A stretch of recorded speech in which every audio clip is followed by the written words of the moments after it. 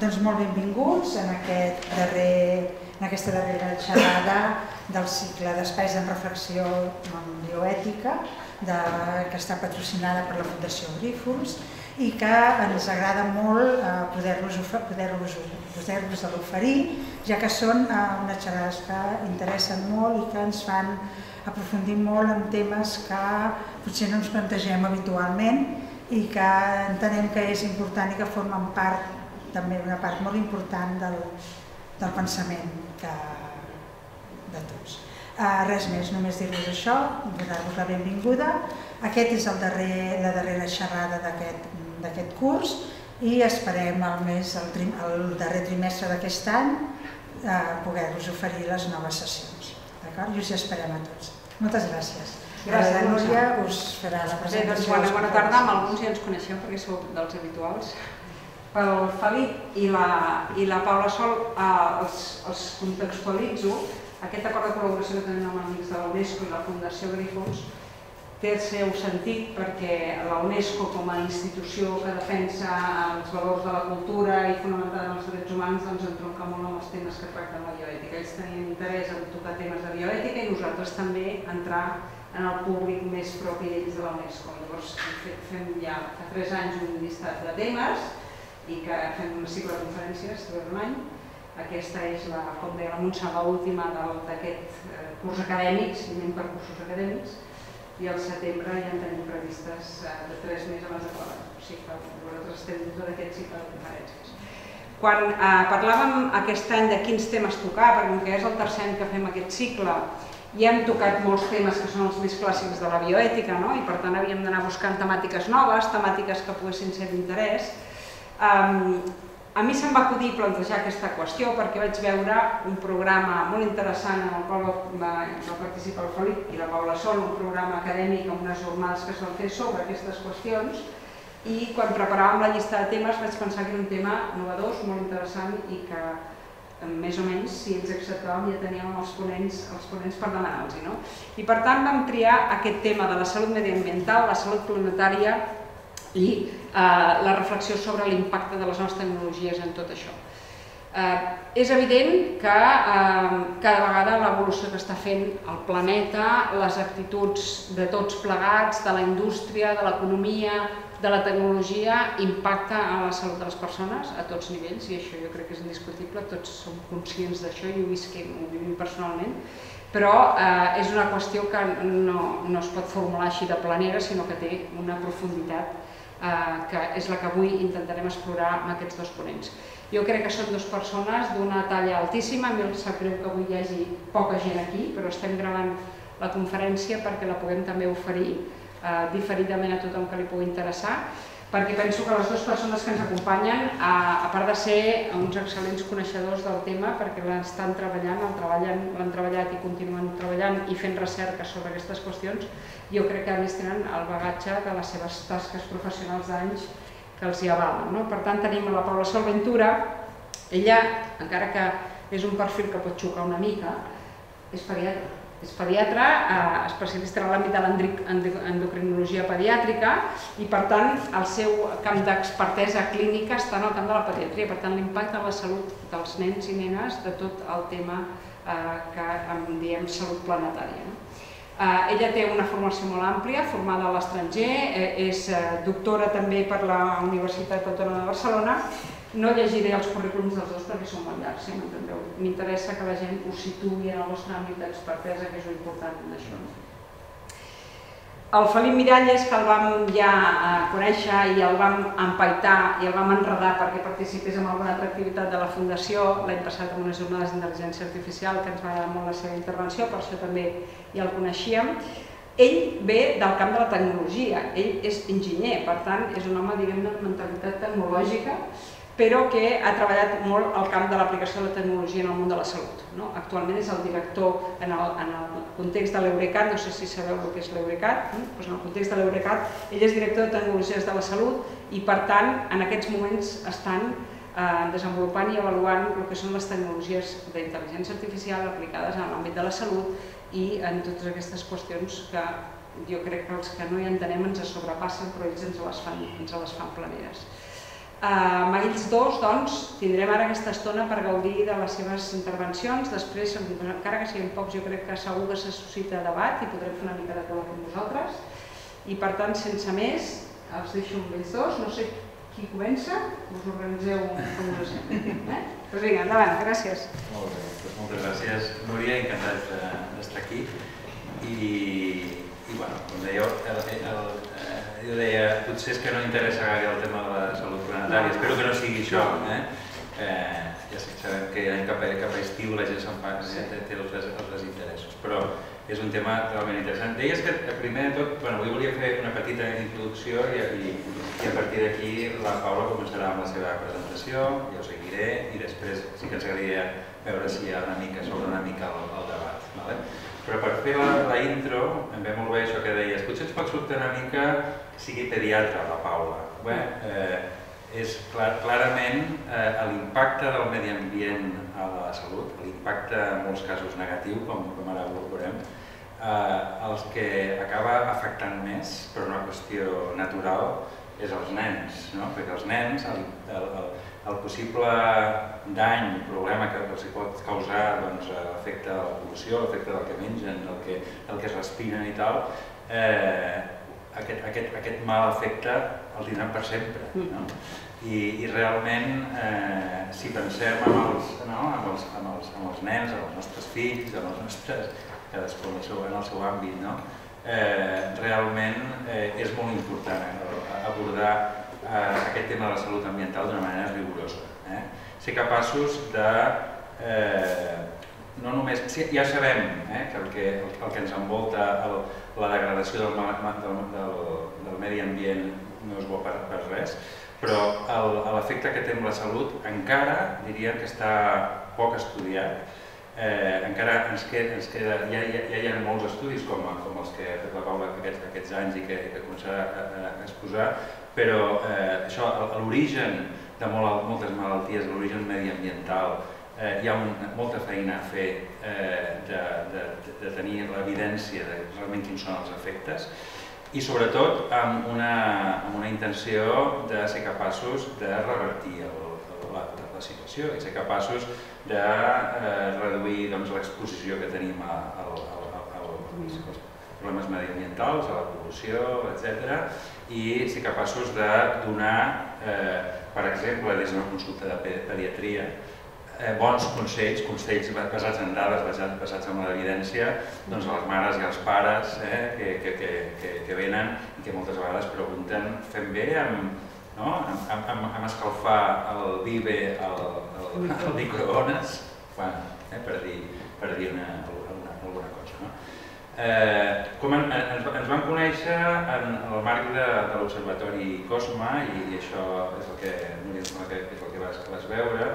Hi ha persones investigadores com la Paula que porten ja temps fent aquest tipus de recerca més clínica, estudis, de veure els efectes del medi ambient a la salut, però realment és una evidència, i això és una mica el que exposarem avui, que això s'ha d'abordar des d'una dimensió interdisciplinar. Aquí està clar que el coneixement, i això una mica tornarem després al final, el coneixement mèdic, clínic, des de diferents àmbits és important, però al final estem tocant temes també ètics, bioètics. La tecnologia, els diferents tipus de tecnologies veurem que juguen un paper. Hi ha temes legals també que són importants quan es parla una mica de les polítiques mediambientals. El ventall, diríem, de disciplines és ample i això és una mica el que vam pretendre i que estem impulsant des de l'Observatori Cosma, un espai de trobada de professionals i experts que venim de diferents àmbits, amb el propòsit d'avançar en coneixement, en projectes, amb impacte d'aquest coneixement profund de l'efecte del medi ambient a la salut i amb mecanismes per, diríem, revertir, per canviar, per millorar la situació mirant al futur. Ens ho juguem tot. Realment és que ens ho juguem tot i és important fer aquest abordatge integral.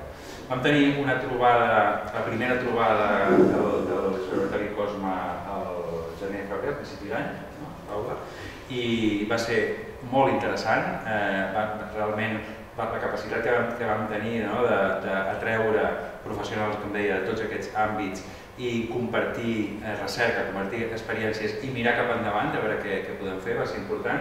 El resultat d'aquesta trobada vam treballar i finalment vam editar fa poc i publicar un llibre blanc de conclusions en el que és un llibre blanc de lectura per tothom, per tant us convido a entrar a la web del Observatori Cosme i descarregar-lo, és al final un document relativament breu, però que et dona algunes claus de les coses que es van parlar allà, però sobretot d'algunes claus de com afrontar, diríem, el futur amb aquest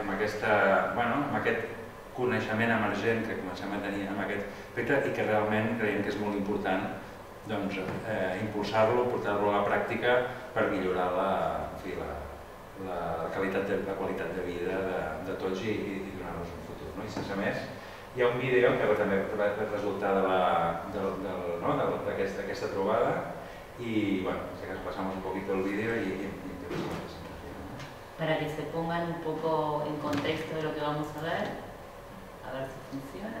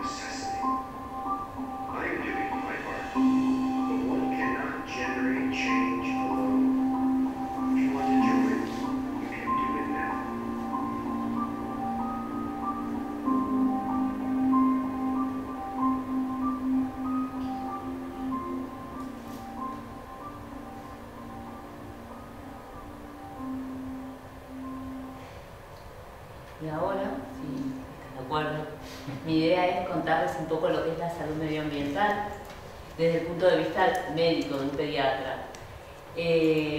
Para que entiendan cómo llegué a esto, la salud medioambiental hoy en día no se considera una especialidad dentro de las carreras de medicina, pero sin embargo cuando yo empecé yo estudié medicina, a ver si funciona esto, sí. Yo estudié medicina en Buenos Aires, Argentina, y vine a terminar el MIR acá a España. De acá pasé a hacer genética a Holanda, estuve 2 años ahí y después volví a hacer práctica a España. El problema es que cuando volví acá, pese a que me formé toda la vida, había preguntas que me seguían preguntando los padres, que aparecían en la consulta y que pese a todo lo que había estudiado no llegaba a poder responderlas. Y esas preguntas fueron justamente las que me hicieron buscar por dónde podían estar viniendo los problemas, y no eran los problemas que a mí no era la teología que me habían enseñado en la facultad, sino muchas de las cosas se contestaban con lo que me enseñaban como idiopática, como que está ahí y no se sabía por qué era.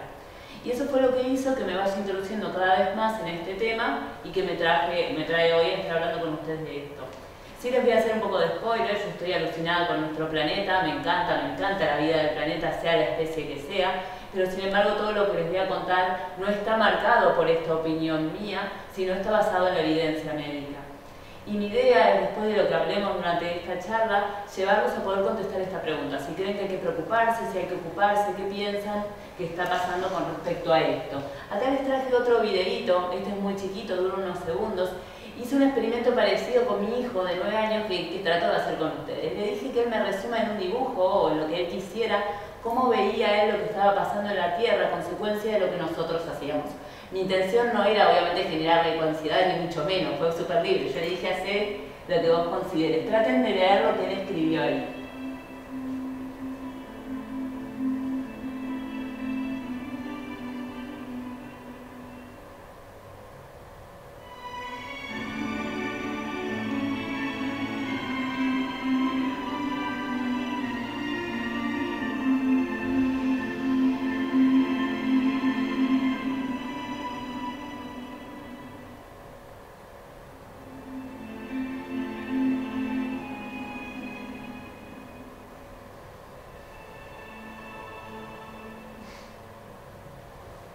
Es súper cortito, es un resumen, pero la realidad es que la visión de los chicos no está muy alejada a lo que pasa hoy en día en nuestro planeta.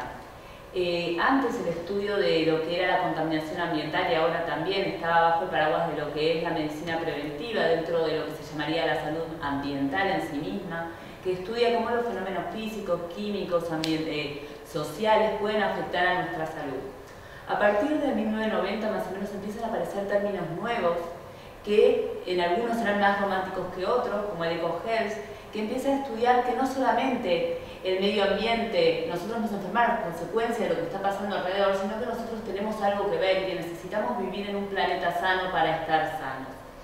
Hay diferentes entidades que empiezan a trabajar con esto, después está One Health, que aparece un poco más adelante, que su visión era un poco más desde la prevención, aparece mucho antes de la epidemia de COVID, pero sin embargo su visión era tratar de trabajar en cómo afrontar futuras epidemias, y más adelante empieza a aparecer otro concepto a consecuencia de lo que nosotros estamos haciendo en definitiva en el planeta. Cada vez somos más, comemos más, cultivamos más cantidad, utilizamos más cantidad de tierra y de agua para nuestra propia alimentación, consumimos productos que nos da el entorno sin pensar en lo que puede pasar mañana, y todo eso obviamente tiene un precio, no es gratis desde ningún punto de vista, y eso es lo que en definitiva hoy en día algunas entidades ya lo llaman como la era del antropoceno, que en definitiva es la época geológica en la que el hombre empieza a poner manos en el asunto y empiezan a haber consecuencias. Justamente junto con este concepto aparece el concepto de salud planetaria o planetary health, que es un concepto mucho más nuevo y que no solo dice que nosotros necesitamos vivir en un entorno sano para estar sanos, sino que nosotros también somos responsables de lo que hacemos al planeta y eso nos va a venir de vuelta, y además que trabajamos de forma multidisciplinar. No solo depende de lo que yo les pueda decir a ustedes como médicos y que tienen que tener cuidado con lo que hagamos porque va a tener cola, sino que cada uno de nosotros también desde nuestras diferentes profesiones o actividades va a impactar en el ambiente y eso nos va a venir de vuelta. Volviendo a la salud ambiental, que está dentro del paraguas, como les decía, de la medicina pública, de la salud pública, de la medicina preventiva, la gente se está preocupando. Hay diferentes organizaciones que empiezan a trabajar con esto, empiezan a contabilizar cuál es el efecto que produce esta exposición a determinados factores de riesgo ambientales en la salud, y los números no son buenos. Todo esto que les digo, les repito, esto está todo basado en evidencia científica, no me estoy inventando nada. Muchos de estos datos son relativamente antiguos porque con la epidemia hubieron estudios que se quedaron trabados y ahora se están de vuelta poniendo en marcha. Pero lo importante de esto es que ya antes de la pandemia del COVID se sabía que una cuarta parte de la carga de morbimortalidad global se debía a esta exposición a factores de riesgo ambientales. Y la realidad es que si bien hay gente más vulnerable, estamos todos igual de expuestos a lo largo de la vida. Lo que pasa es que hay poblaciones, los niños, las mujeres embarazadas, gente que vive en países de riesgo, están más expuestos que otros. Las mujeres y los varones también estamos expuestos de forma diferente, principalmente por lo que hacemos, y obviamente vamos a estar expuestos de forma diferente según el país donde vivamos. Pero que estemos en un país industrializado o en un país desarrollado o en un país en vía de desarrollo no significa que, como les decía antes, vamos a estar exentos de cualquier peligro. No, al contrario. Se está viendo que hay enfermedades relacionadas con esta exposición a estos factores de riesgo van aumentando, incluso en países como los países europeos, en los que las enfermedades no transmisibles están en aumento. Y esto se debe a que los factores de riesgo están por todos lados. Lo que pasa es que, como decíamos, según donde estés vas a estar expuesto a determinados factores que en otros lados no vas a estar. Esos factores de riesgo van a impactar en nuestra salud porque van a poder entrar de determinada forma, ya sea porque nos lo comemos, porque lo tomamos, porque lo tocamos, lo respiramos, lo que sea, y una vez que entran en nuestro organismo van a terminar produciendo un efecto. ¿Hay poblaciones de riesgo? Sí, justamente la pediatría es la población, y no solo la pediatría, sino cuando el bebé está dentro de la panza de la madre ya es sumamente vulnerable porque muchas de estas sustancias pasan placenta y afectan a este bebé y por lo tanto a lo largo de la vida. Y además no solo afectan a ese bebé, sino que varias de estas sustancias también tienen una impronta epigenética. Eso quiere decir que va a estar tocando el ADN de las mametos de estos bebés y va a tener un efecto en una generación venidera. Y la exposición ambiental es tan grande que nosotros mismos generamos dentro de nuestro cuerpo como un mapa de la propia exposición a la que vivimos desde antes, desde que estamos dentro de la panza de nuestros padres, y lo del famoso término que apareció ahora que se llama exposoma.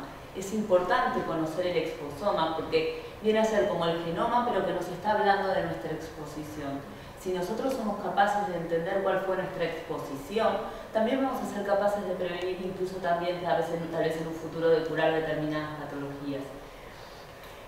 Y eso también hay que pensarlo desde un punto de vista que les dije antes y se los dije a propósito. Yo estudié 2 años de genética básica en todo lo que es la isomorfogénesis tiroidea. Busqué mutaciones en bebés con hipotiroidismo congénito para tratar de entender por qué esos bebés tenían hipotiroidismo. Y la realidad es que un pequeño porcentaje de estos chicos tienen realmente una mutación genética, pero la gran mayoría de nosotros somos todos iguales y sin embargo algunas personas desarrollan una patología y otras no. Eso se debe justamente a este engranaje que se produce entre la exposición ambiental y la carga genética que tenemos cada uno. Por lo tanto, es importante la carga genética, pero es muy importante también la exposición que vivimos día a día.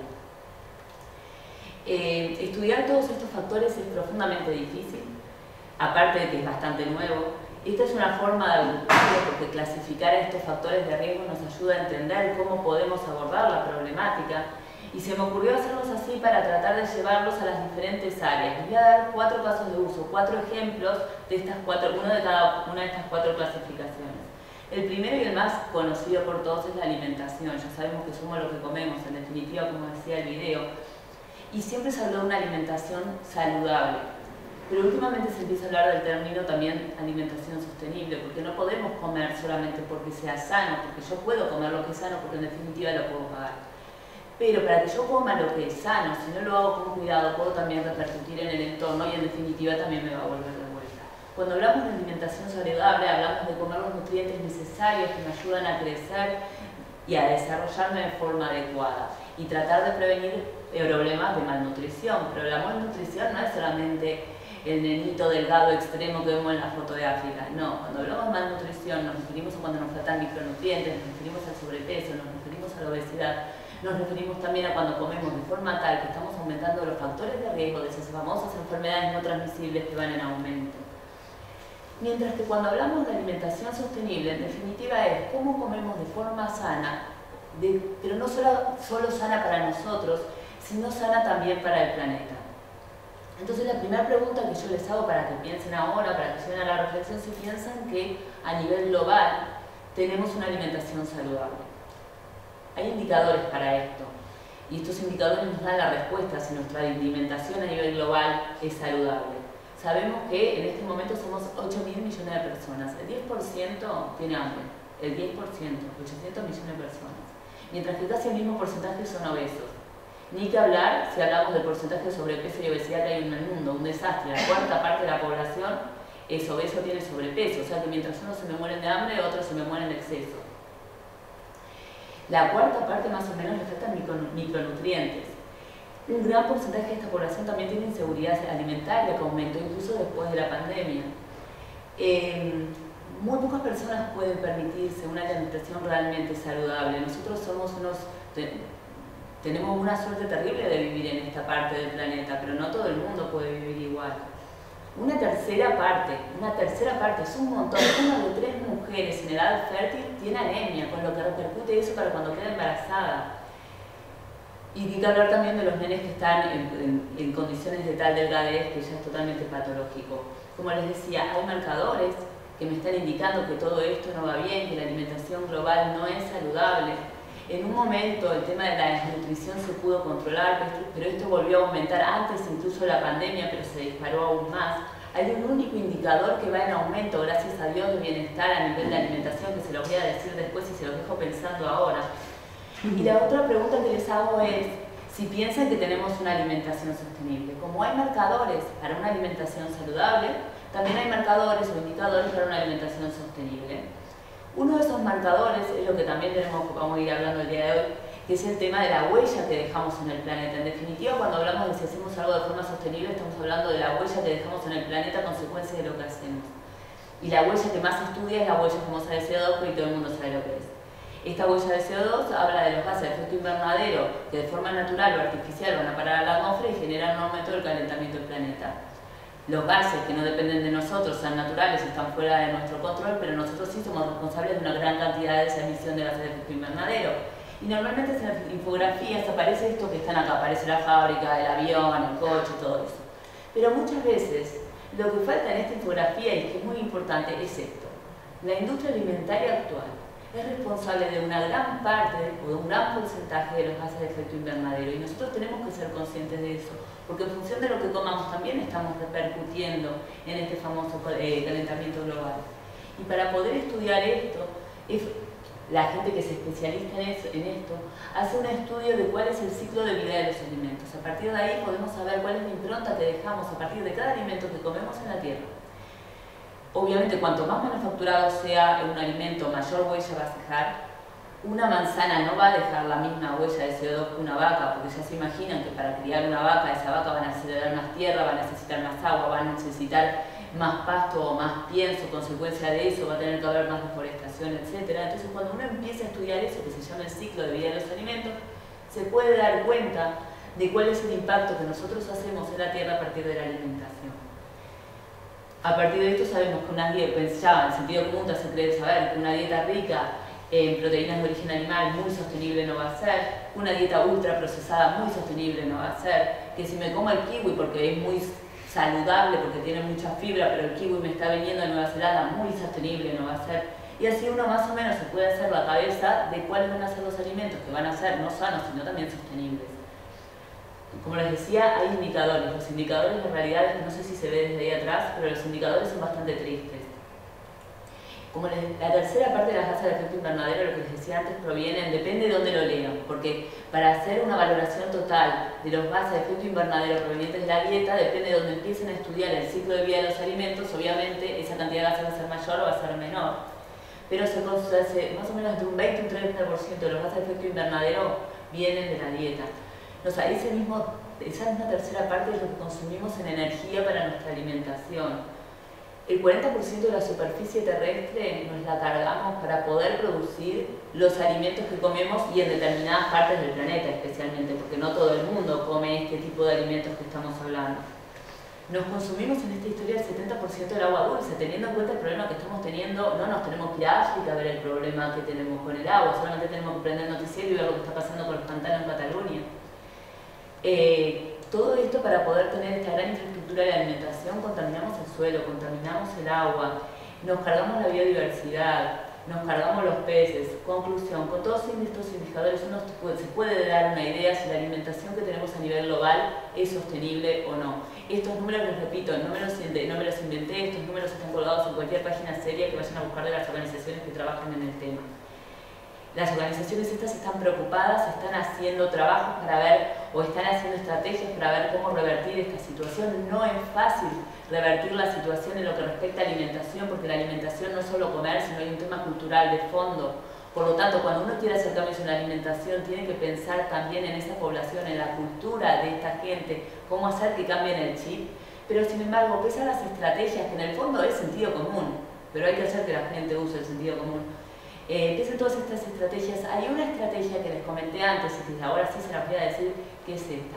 Esta es la alimentación más sostenible y saludable que tenemos y por suerte es el único indicador de alimentación saludable que va en aumento cuando uno evalúa cómo es la alimentación global.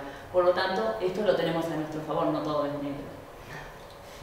Este cuadrito me lo robé, entre comillas, lo adopté del doctor Sabaté, que lo vi en unas jornadas que hizo. Me pareció súper fácil y súper sencillo de entender cómo tenemos que tener una alimentación sostenible.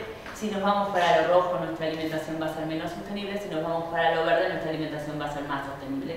Nuevamente, sentido común a la cabeza. Cuantos más animales comamos, más impacto vamos a hacer. Cuanto más procesado, más impacto vamos a hacer. Si nos comemos lo que viene de Australia, más impacto vamos a hacer. Y obviamente, si tiramos la mitad de lo que comemos, como suele pasar, más impacto vamos a hacer. Todo esto está relacionado con el cambio climático. El cambio climático se viene estudiando ya también desde los años 90, cuando aparecen estos conceptos de salud ambiental, etc. El problema que tenemos es muy grave. Esto es una cascada de eventos que se producen en efectos para la salud planetaria y la salud humana desde donde lo vean. Algunos producen una cascada de efectos y otros además generan este círculo vicioso que hace que esto vaya en aumento. Pero en definitiva piensen que los impactos que genera esto vienen por todos lados, vienen desde los primeros problemas de contaminación de aire hasta los problemas que tenemos con la zoonosis o con el aumento de determinados, por ejemplo, mosquitos, y nos traen con lo que está pasando en Buenos Aires, que el problema del dengue está siendo más grave incluso que lo que pasó con el COVID. Para todo esto se generaron convenios, se están generando convenios, se vienen trabajando desde hace 30 años con estos convenios de cambio climático para intentar que no se aumente 1,5 grados centímetros la temperatura, y esto la idea es que no haya una cascada irreversible de eventos y que nos dé tiempo a adaptarnos a esta situación. El impacto en salud que produce esto es terrible, el impacto económico que produce es terrible. Si nos vamos a otro problema que también está relacionado con el tema de la contaminación, con el tema del cambio climático, es la contaminación del aire. También lo ven en todos los noticieros. Cuanto más en entornos más urbanos estemos, peor va a ser el problema. Esta contaminación de aire se debe a que por gases o por partículas nosotros vamos contaminando este aire que respiramos, y eso tiene un efecto directo en nuestra salud, en diferentes órganos. Y por último, ya llevándolos a mi área, que es yo soy pediatra endocrino y lo que más trabajo es con disruptores hormonales. El tema de los disruptores hormonales y de las sustancias químicas que afectan a la salud es terrible. Ahora se le está empezando a prestar atención, están apareciendo normativas que ayudan a controlar esta exposición a contaminantes o sustancias químicas, pero piensen que estas regulaciones se están dando en Europa, y muchos de los productos que nosotros consumimos no son solo de Europa, vienen de países donde estas regulaciones no existen. Por lo tanto, si no tenemos cuidado con el producto que consumimos, también nos estamos exponiendo. En definitiva, un disruptor hormonal es como una sustancia que hackea nuestro sistema endocrino y produce alteraciones. El problema es que no solo produce alteraciones a nivel del sistema endocrino, sino que toca los diferentes órganos del cuerpo. Esto no es nuevo, ya desde 1930 se empiezan a salir las primeras publicaciones en las que nos dice cuidado con las sustancias con las que están trabajando y que se están largando al medio ambiente sin control porque tienen efectos para la salud. Una de esas sustancias es el tan conocido bifenol A. Ahora empiezan a haber normativas casi 100 años después de los efectos del bifenol A en la salud. Las organizaciones de salud ya esto se lo toman en serio. Existen organismos dentro de los ministerios de sanidad que trabajan sobre esto y generan guías para que los médicos empecemos a estar atentos, pero sin embargo el problema es que toda esta información no nos llega a los médicos porque no nos lo enseñan en la facultad, y somos pocos los profesionales en la salud que nos estamos implicando con todo esto. Disruptores hormonales y sustancias químicas que nos hacen daño hay de todo tipo, hay algunas que son más graves que otras. Esto creo que es importante tenerlo en cuenta, que hay unas sustancias que a estas sustancias les gustan las grasas, por lo tanto una vez que entran a nuestro organismo quedan aparcadas en nuestro organismo y persisten en nuestro organismo, y como les gustan las grasas se acumulan en leche materna y por lo tanto, o en mama en realidad, y cuando tanto la mujer en edad fértil tiene un hijo, esas sustancias también pasan al bebé, que dijimos que era esa población tan vulnerable, y también pasan por la placenta y afectan al feto, que también es población vulnerable. Esta exposición la tenemos por todos lados. Imagínense que esta es su casa o que este es el lugar donde estamos ahora. Todos estos puntitos negros son diferentes sustancias que hoy en día están en este lugar, no importa qué sustancia sea porque es muy larga si no llegamos más, pero están por todos lados. Lamentablemente podemos hacer medidas para reducir esta exposición, pero el tema es que yo puedo darles un montón de ¿cómo se llama?, de recomendaciones que de hecho se las voy a dejar colgadas para que después las vean, en las que uno puede reducir esa exposición a nivel personal, pero no solo va a depender de lo que nosotros hagamos, también depende de lo que está pasando a nivel de normativas. Entonces, la Unión Europea, como les decía, trata de poner en marcha diversas normativas para proteger a la salud de cualquier tipo de contaminante. Hay normativas que salen adelante, hay normativas que no salen adelante. Ahora en Europa, por ejemplo, con el bifenol A, ya hay una normativa, una reglamentación para disminuir la exposición, especialmente a través de la alimentación. El tema es que ahora sale la normativa, esperemos que se lleve a cabo, porque, por ejemplo, en los supermercados no tendrían que estar los alimentos en contacto con plástico y siguen estando en contacto, pese a que la normativa está vigente y está por boletín oficial. Pero es acá con lo que les decía con las recomendaciones. Recomendaciones, por un tema de tiempo, no me voy a pasar diciéndoles todas las recomendaciones que hay, pero si nosotros tenemos hábitos de vida saludable, cuando comemos, pensamos lo que comemos, compramos productos de cercanía, lavamos los productos que compramos, o en el caso que podamos comprar productos ecológicos simplemente porque tienen menos pesticidas. Tenemos cuidado con los objetos de plástico que compramos para nuestros hijos, para cuando están jugando. Limpiamos de una manera consciente nuestras casas, ventilamos, tenemos control de lo que compramos con respecto a ropa y objetos, etc. Nosotros podemos reducir esa exposición, que es lo que decía Felipe antes. El problema que nos encontramos ahora, y acá ya lo dejo hablar a Felipe, es, por un lado, llevarlos a la primera pregunta, de si piensan que después de todo este mini resumen que les hice, es un tema que hay que preocuparse, no hay que preocuparse, más allá que esté de moda o no esté de moda. Y una vez que llegamos a esta primera pregunta, ¿qué podemos hacer para eso? A nivel individual, sí, podemos usar el sentido común, como les decía, que nos ayuda a reducir la exposición. A nivel gubernamental, se hacen cosas, sí, va muy lento. Pero también lo que necesitamos para todo esto es seguir estudiando, es seguir investigando para poder generar estrategias efectivas para reducir la exposición, porque hay miles de sustancias a las que estamos expuestos. Y es ahí cuando, aunque las tecnologías alguno puede demonizarlas más o menos, la realidad es que llegaron para quedarse.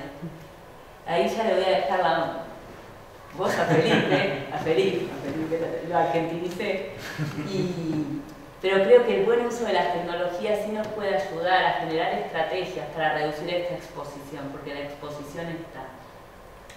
Así que con esto le dejo la voz ahí. Me pongo la lista. Bueno, después de estos 20 minutos de Paula, que son en realidad una compresión de 6 horas, porque realmente no, la velocidad. Pues no, realmente la tecnología en algunos casos está denominada. Cuesta decir, bueno, yo trabajo en inteligencia artificial ahora mismo. M'he passat al català. Sí, et sembla? Sí. La Paula ens segueix, no? Sí. Estem a l'UNESCO.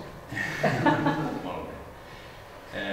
Bueno, es tracta d'utilitzar la tecnologia pel bé. La tecnologia per si ni és bona ni és dolenta, és l'ús que se'n fa, això jo penso que és evident, i la tecnologia es pot utilitzar pel bé. I en aquest cas que ens ocupa, efectivament, cal evidència, l'evidència ve de les dades, el tractament de les dades, cal conscienciació, cal formació, cal educació, calen eines que permetin alertar, posar el focus d'una manera ben guiada, personalitzada. Fa falta informació ben tractada. I a més la tecnologia clarament pot ajudar. Jo començaré per explicar una mica d'on venim amb el tema de la tecnologia aplicada a la salut. Al final, Eurecat, que és un centre tecnològic, el que fem és treballar amb generadors de coneixement, com de la recerca, com seria la Paula, amb una aproximació, diríem, de mitjançant la tecnologia poder aplicar-la a canviar l'entorn en el que vivim, tenir un impacte social també en molts casos. I aquesta aproximació la fem utilitzant totes les tecnologies que tenim a l'abast. Jo vinc sobretot de l'àrea digital, de l'aplicació de tecnologies digitals, de la intel·ligència artificial, de l'internet de les coses, de la ciència de dades, etc. També de tots els temes de sensors, però Eurecat, que estem organitzats en aquestes 4 àrees, realment estem fent aquesta aproximació a la salut ambiental treballant amb els experts, per descomptat, en sostenibilitat, els experts amb tot el que té a veure amb els recursos, l'aigua, l'aire, el terra, l'eficiència energètica, l'ús com es processen, com s'usen els residus, l'impacte ambiental, l'economia circular, tot això, tota aquesta expertesa és fonamental. Des de l'àrea industrial, que em sembli, tot el que és també l'aplicació de les noves tecnologies a la indústria per fer uns processos més eficients, guanyar, diríem, amb eficiència i tenir una huella, una empremta ambiental menor, és fonamental, però també d'aquí venen per exemple, les aplicacions que veurem en sensòrica per poder recollir dades d'una manera ubíqua. I finalment, l'àrea biotecnològica, que és fonamental també, tot el que és l'estudi també de la biologia, de les òmiques, de la genòmica, com això ja ho he vist, i els aspectes, per exemple, de l'efecte de la nutrició en la salut. L'aproximació que fem des del punt de vista tecnològic és, aquest és una mica un esquema propi, aquest 4x4, que la nostra matèria primera principal són les dades. Està aquí, en aquest costat d'aquí de baix. Les dades, que combinem dades mèdiques, clíniques, amb dades biològiques, les biologies dels individus, però també dades ambientals, per descomptat, i altres tipus de dades, com poden ser en alguns casos d'imatge mèdica, etc. Les dades és la matèria primera a partir de la qual es crea l'evidència. Tot això amb una vocació d'usuari final, de millorar, diríem, l'estat sobretot dels ciutadans, dels pacients, en el cas d'això, però també ajudar els professionals de la salut i els decisors, els que han de prendre decisions. Amb una aproximació preventiva. La prevenció és fonamental en el que estem parlant. I els 4 pilars de la vida saludable és tenir una bona activitat física, una bona nutrició, bon son també és important, i un benestar que té molt a veure amb l'entorn en el que vivim. I el que fem és, amb tots aquests elements, crear eines que puguin ajudar, eines preventives que ajudin a aquesta prevenció, eines predictives que puguin avançar-se als esdeveniments no desitjats, eines personalitzades, perquè cada individu té la seva realitat i hem de veure realment què té cada individu, i eines participatives, perquè és fonamental la participació de tots i per començar dels propis ciutadans.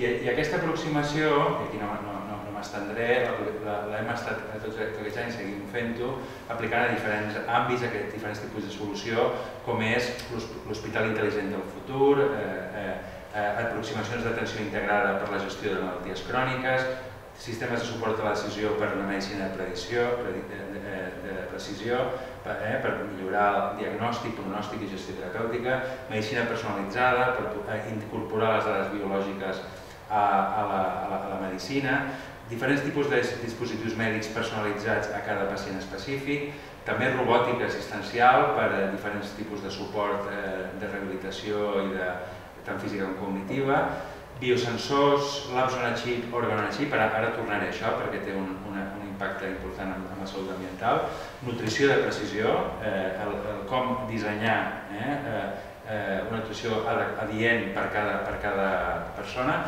i arribem a aquesta disciplina que no és nova, però que ara està prenent una importància cabdal, que és la salut ambiental. I des del punt de vista tecnològic, i ara passaré per aquests 5 punts, una mica els 5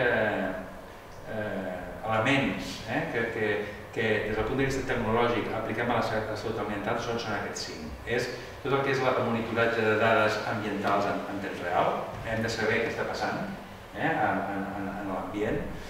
Monitoreig també de dades de la salut comunitària, la salut de tots, per a partir d'aquestes 2 tipus de dades construir models predictius i eines de suport a la decisió, en aquest cas per salut pública, per les persones, per persones que tenen, dirien, un rol important amb la salut pública, però també aplicacions i eines digitals per a la conscienciació i educació ambiental dels ciutadans, perquè la participació de la ciutadania és clau en tot això, i també eines basades en l'evidència pels professionals de la salut, especialment en salut comunitària, per incorporar el factor ambiental a la pràctica clínica, que és una cosa que, com molt bé deia la Paula, encara en gran mesura no s'està fent.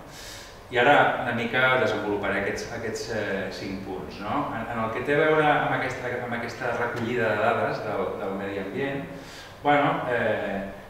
hi ha tecnologia per això, tecnologia desplegada. Hi ha, per exemple, aquest tipus de sensors, que aquí veieu una fotografia, en aquest cas d'una empresa que es diu Bris, i que recull tant en un ambient industrial com un ambient, per exemple, urbà, diferents tipus de paràmetres de l'aire, començant per la temperatura i la humitat, però seguim per paràmetres com diferents factors químics. Clar, estan molt bé, també hi ha alguns que són específics per la qualitat de l'aire indoor, dintre dels espais tancats, però això té les seves limitacions.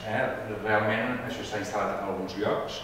Hi ha dades, per exemple, obertes que els ajuntaments, les diferents entitats públiques estan començant a recollir i a publicar perquè els investigadors les puguem utilitzar, però té les seves limitacions.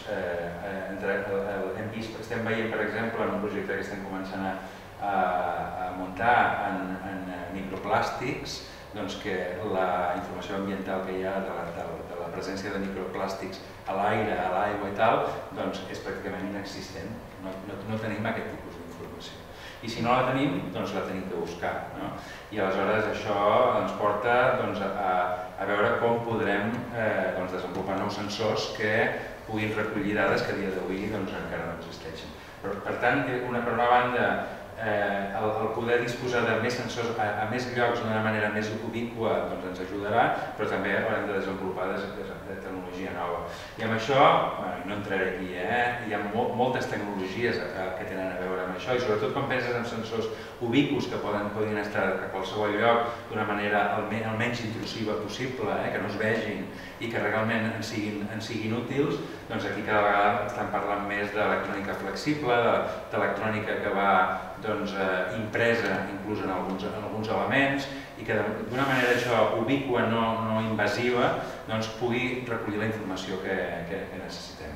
Això s'està aplicant aquest tipus de sensòrica a l'àmbit de la salut, per dispositius mèdics, per wearables i tal, però també a la salut ambiental necessitem aquests tipus de sensors. I com a exemple, aquest és un sensor que estem desenvolupant a Eurecat, que en aquest cas és un dispositiu mèdic sofisticat, que a partir d'una gota de sang amb un lab on a xip entra a una petita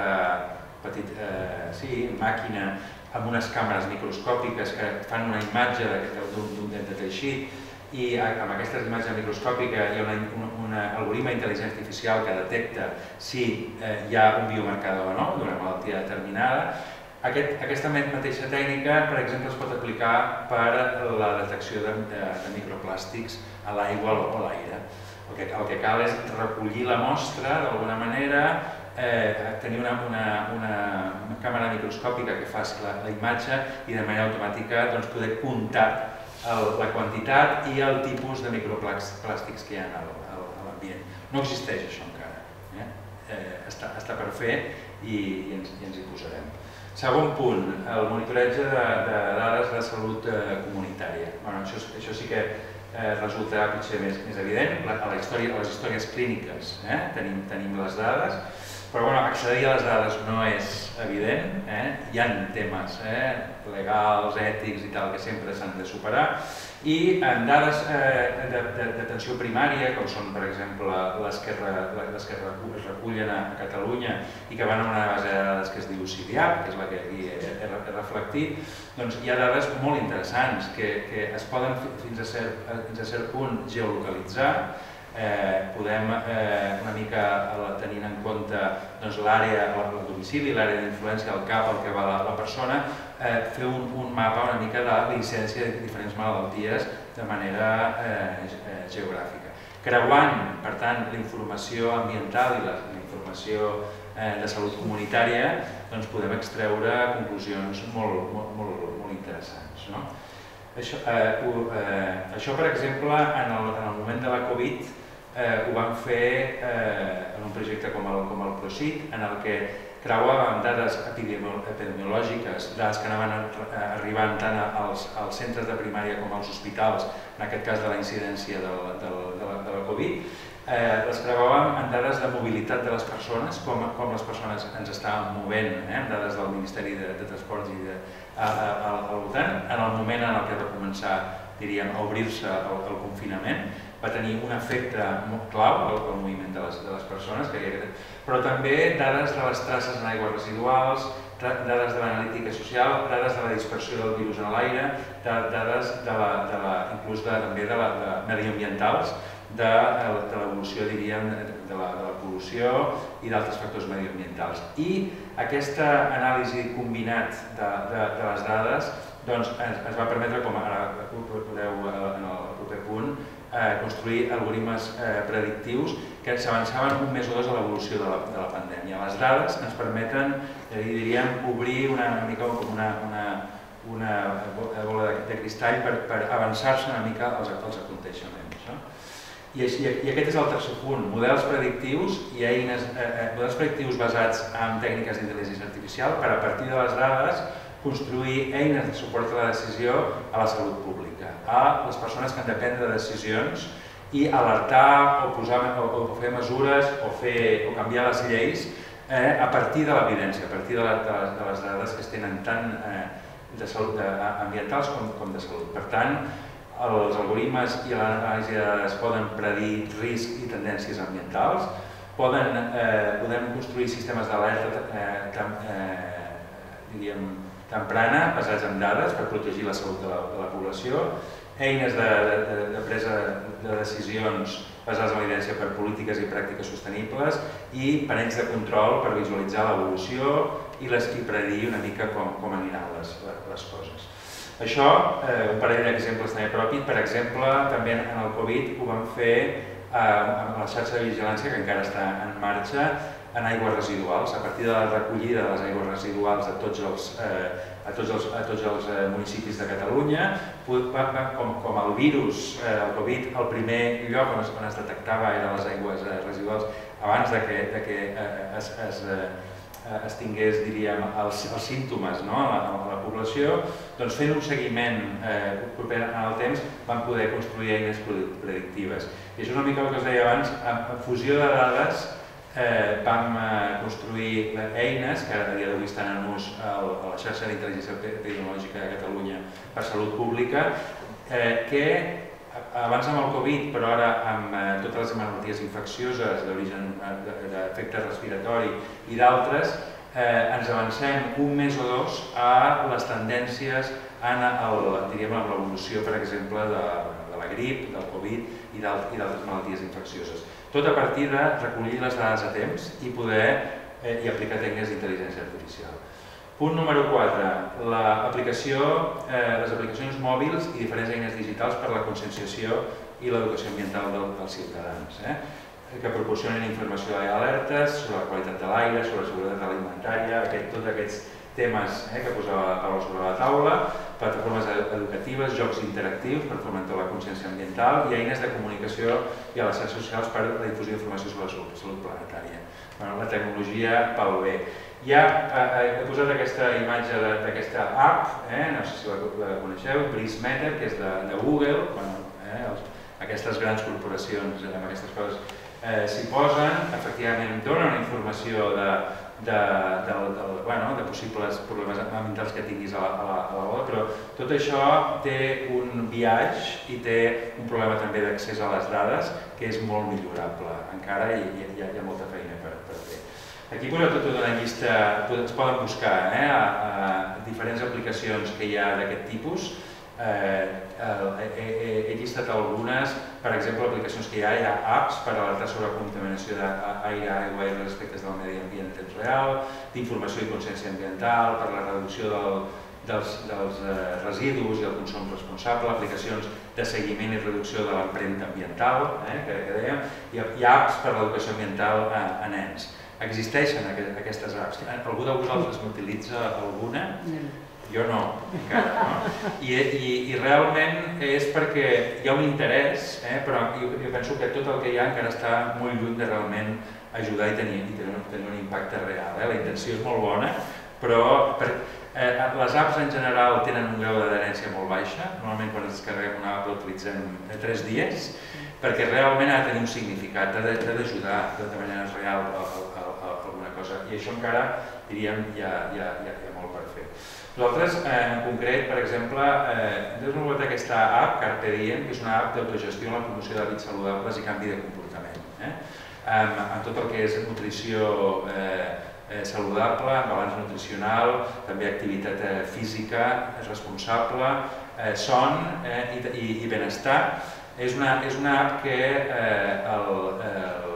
recull, diríem, informació de l'usuari i de manera personalitzada ofereix tota una sèrie de recomanacions. Tenim catalogades fins a més de 1.000 recomanacions que després es personalitzen per millorar el dia a dia de la persona. I sobretot el que fem és també afegir tecnologia, intel·ligència, per promoure el canvi de comportament. Aquí hi ha unes metodologies i tècniques que promouen el que realment, no només anar més enllà, diríem, de la informació i de la recomanació, sinó realment promoure el canvi. Aquest és un altre exemple d'aplicació en què a partir de les dades biològiques d'un usuari també fa recomanació de dietes i ajuda a anar al supermercat d'una manera més responsable. Cinquena i última, eines basades en l'evidència per als professionals de la salut, per la incorporació del factor ambiental a la pràctica clínica, que com deia la Paula, encara és una assignatura pendent. Què cal? Educació i recursos sobre els vínculs entre el medi ambient i la salut, per tant, guies clíniques, estudi de casos, capacitacions en línia, que realment arribi i tingui un impacte amb la pràctica clínica del dia a dia, perfils de pacients i avaluació dels riscos ambientals personalitzats a cada pacient, alertes personalitzades associades a cada pacient, plans d'acció adaptats a cada pacient per minimitzar l'exposició i els riscos de cada pacient i eines per poder seguir monitoritzar la salut dels pacients i la seva exposició ambiental i poder avaluar també l'efectivitat de les intervencions, veure si el que estàs recomanant, el que estàs fent, té un impacte, té un efecte. I amb això hi ha molt per fer. Dir-vos que, per exemple, sí que tenim eines, que això sí que comença a ser bastant habitual en la pràctica clínica, d'atenció integrada per poder fer que els diferents nivells assistencials col·laborin per exemple, fer el seguiment continuat d'un pacient crònic i poder, diríem, oferir plans d'atenció personalitzada i seguiment remot. Aquest és un projecte europeu que jo vaig ser l'investigador principal i vam fer un estudi clínic de l'ús d'aquestes tecnologies a 4 països europeus i ara mateix amb la Paula estem, entre altres coses, fent un disseny d'un curs de capacitació en línia sobre els vincles entre el medi ambient i la salut, sobretot dirigit a professionals de salut comunitària, metges de primària, metges i infermeres de primària, que proporcionarà formació en l'exposició a factors ambientals de salut a totes les diferents especialitats, cardiovascular, respiratòria, endocrina, etc. I proporcionant informació, dades, però sobretot maneres d'activar temes de fonaments de ciència ambiental, etiologia de les malalties relacionades amb el medi ambient, eixos i factors de risc i recomanacions per mitigar l'exposició a aquests riscos. Tot això amb diferents recursos audiovisuals, en pràctiques, amb un aprendre fent, per realment complementar una formació que a dia d'avui els metges no tenen, encara en gran mesura, si no dones a una professional com la Paula. I acabo ja, perquè crec que ens estem passant de temps. sobretot el missatge de que per fer tot això, com deia al principi, fa falta, és necessari i és l'únic abordatge possible, una col·laboració interdisciplinar i transversal, el coneixement i la feina conjunta de molta gent. Aquesta és una imatge de One Health, que només demana això, en el que realment es demana aquesta col·laboració entre les diferents disciplines, entre els diferents actors, entre tots els estaments de la societat, començant pels propis ciutadans, perquè cal un reconeixement que aquests reptes ambientals i salut planetària requereixen un enfoc integral i col·laboratiu. Hem de comprendre la interdependència entre salut humana, medi ambient i tecnologia, i hem de valorar la diversitat de coneixements i perspectives per abordar aquest problema, que és un problema complex, altament complex. I aleshores aquesta col·laboració, jo ho llistava aquí una mica, té a veure amb la col·laboració efectiva i en el temps, de professionals de la salut, de científics i tecnòlegs, dels que fan polítiques i les porten a la pràctica, de la indústria, de les empreses, és fonamental, i dels ciutadans. I cadascú, en la seva mesura i proporcionant eines per poder activar, perquè això sols i sense eines no ho farem, doncs fer efectiva aquest pas, diríem, a l'acció. Cal, diríem, una crida a l'acció conjunta. Doncs això és una mica que us volíem explicar. Molt bé.